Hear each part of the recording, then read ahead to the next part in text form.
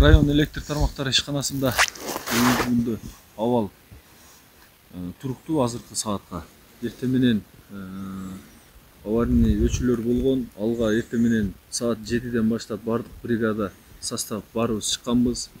Авариялык өчүүлөрдү бардыгын толугу менен аткарып бүттүк. Азыр бизде Жергетал участканын Жоңгөй подстанциясы бар. Подстанция 35-10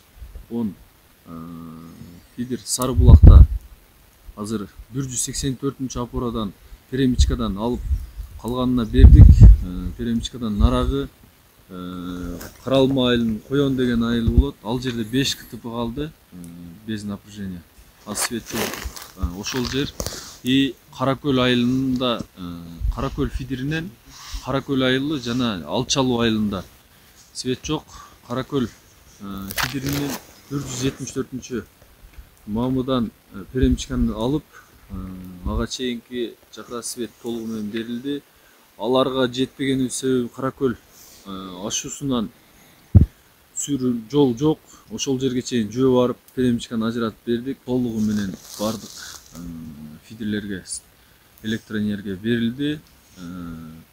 Толугу менен Каракөл, Алчалуу, Каралма айылынын сайдын аркы бетине үчөө же берилбеди, калганына толук бердик. Бизде кыскача маалымат ушул. Каардын калыңдыгы биздин балдар обход кылып кыдырган жерлер быйыл 10 киловольт, 10 киловольт аба чубалгылары өткөн жерлер 1 метрден примерно ашып кетти. Ошого карабастан обход кылып бардык фидерлерге бердик. Бизде кыскача маалымат ушундай. Алейкум, жамаат кандайсыңар? Мына электриктер келип свет өчтүлөр.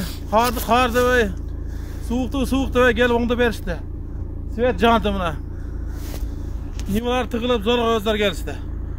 Алла ушул балдарга. Алтынбек Кулаев. Турат көчөсүнөн болом.